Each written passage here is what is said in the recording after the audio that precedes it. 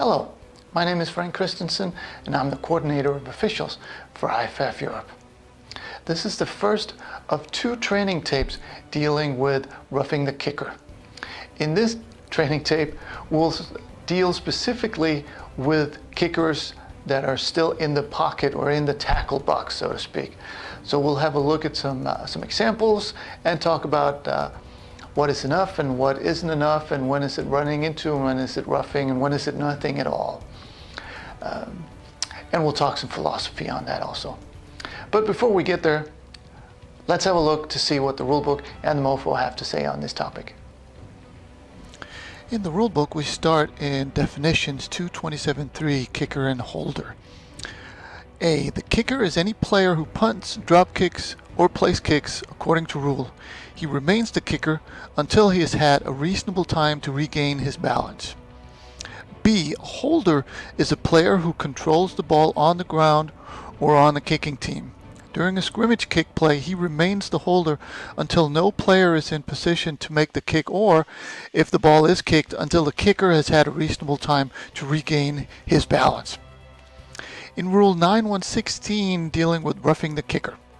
When it is obvious that a scrimmage kick will be made, no opponent shall run into or rough the kicker or the holder of a place kick. 1. Roughing is a live ball foul that endangers the kicker or holder. 2. Running into the kicker or holder is a live ball foul that occurs when the kicker or holder is displaced from his kicking or holding position but is not roughed. 3. Incidental contact with the kicker or holder is not a foul. 4. The kicker's protection under this rule ends A, when he has had reasonable time to regain his balance, or B, when he carries the ball outside the tackle box before kicking. 5. When a defensive player's contact against the kicker or holder is caused by an opponent's block, and that can be legal or illegal, there is no foul for running into or roughing. 6. A player who makes contact with the kicker or holder after touching the kick is not charged with running into or roughing the kicker. 7. When a player other than one who blocks a scrimmage kick runs into or roughs the kicker or holder, it is a foul. And 8. When in question whether the foul is running into or roughing, the foul is roughing. In the MOFO, we go to 3 contact fouls. 7. Roughing and running into the kicker. A. Generally, contact with the kicker's kicking leg will be considered as running into the kicker, and contact with the plant leg, even if it is off the ground, will be considered as roughing the kicker. B.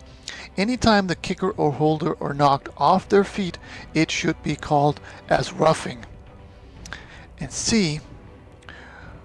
Where the kicker makes a move before the kick that is not part of the normal kicking motion, it is no longer obvious that a kick will be made, and there will probably be no foul unless the defensive player is out to punish him. Note that rugby-style kickers, those who kick on the run, are entitled to as much protection as conventional kickers after they have kicked the ball. But any contact with the kicker before the kick is simply tackling a ball carrier. D. Even if the snap is bad, a kick may still be obvious. Provided the kicker or holder gathers the ball and straight away goes into his normal motion, then he is entitled to protection, always assuming the ball is kicked. And finally, when in doubt principles, number 37 says the foul is roughing rather than running into the kicker. So that was the theory, that was the book. Now let's go have a look at some real live examples in the game film.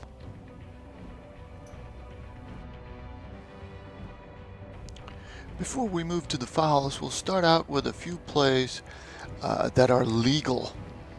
And in this one, the contact, whatever contact there is legal because the defensive player who makes the contact with the punter also blocked the kick.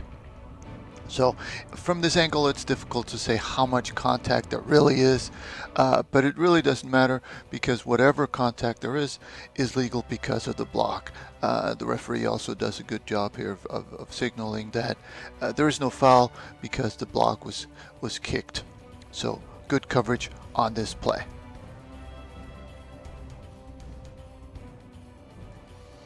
Here's another legal play.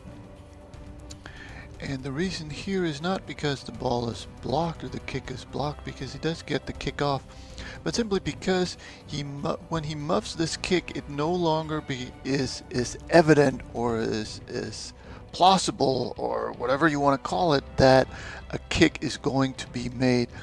You know, as soon as he takes that step, as soon as he starts running, he may kick the ball, he may also keep running with the ball, and if you look at the defender who actually contacts him, he is not going to block the kick necessarily. He's just as much trying to tackle the runner, so he certainly thinks that at least there's a chance that this is going to be a run and he's going to get a chance to tackle the runner instead of a kick. So I'm not saying just because the ball is muffed that it's never going to be obvious that a kick is made, but here the kicker really gets out of his kicking motion and he turns away from facing the line of scrimmage. So in this case, I do think that this movement is enough that takes him away from the kicking motion, that this contact is illegal.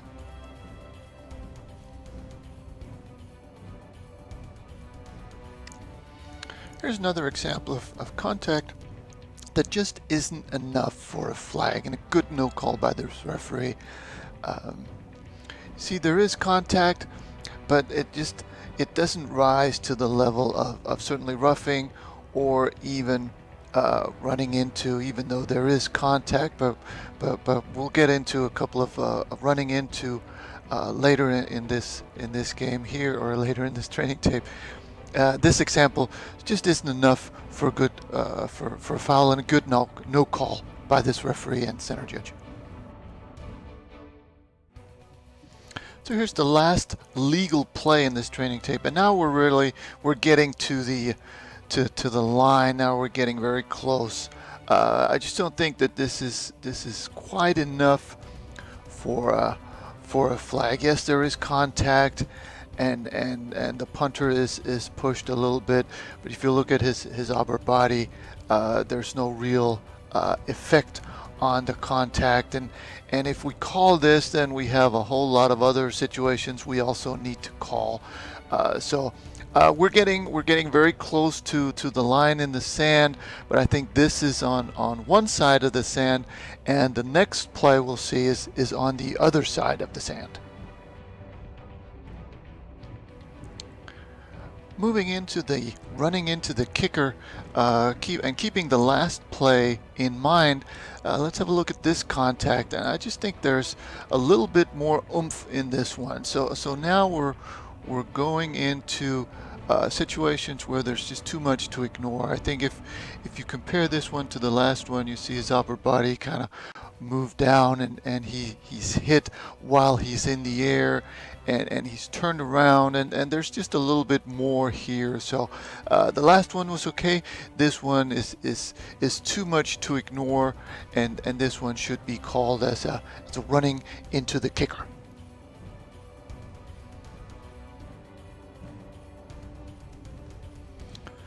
Here's another example of where contact is it's enough to ignore, but it's not enough for a roughing.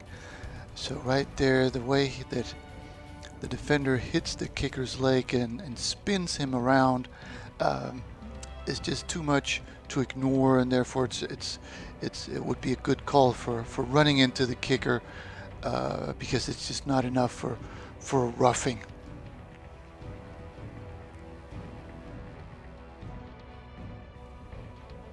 We now move into the roughing the kicker category, and we're going to start with a couple of plays where the primary contact, like this, is to the body of the punter, and this is simply too much. Timing of it is good, or good in terms of this being a foul. You'll notice the kicking leg hasn't made it back down to the ground, and the contact itself does place the kicker in jeopardy to be injured. So this is a situation where there's just too much forcible contact to the kicker's body, and this is a good call for roughing the kicker. Here's another situation where there's just too much contact to the body. Now, you may argue here that there's also contact to the kicking leg, but if you notice how the punter falls down, he doesn't just spin around because his kicking leg was hit. He's actually hit in the body also, and when there's this much contact, whether the first contact is to the kicking leg or to the body, with this much contact, this is a good call by the referee, and we'll have confirmation of that from the end zone shot. Here's the end zone shot, and it's very close to the same angle as the referee gets, and here we can clearly see what happens to the kicker, and this contact is simply just too much. So you may argue that the first contact right there is primarily to the leg, but when there's this much contact to the entire punter as such, including the body, this is just too much to let go as a running into. So this is a correct call for roughing. In this play, we're moving away from the body, and now the contact is only to the kicking leg, or maybe even only to the kicking foot. But even though we only have contact to the kicking foot, and even though we have a rule of thumb that says if the contact is to the kicking leg, then it's running into, and if it's a planned leg, it's roughing. Here, there's simply, it's only a rule of thumb. Here, there's just too much contact, and this action places the kicker in risk of danger. So this is a roughing the kicker. This should be called as roughing the kicker.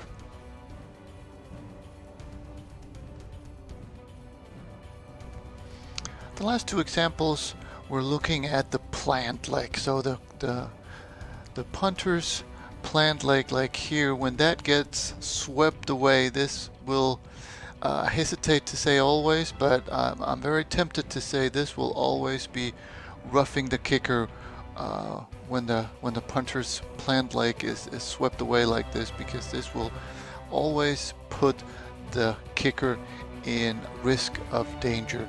So in this situation, the correct call would be roughing the kicker.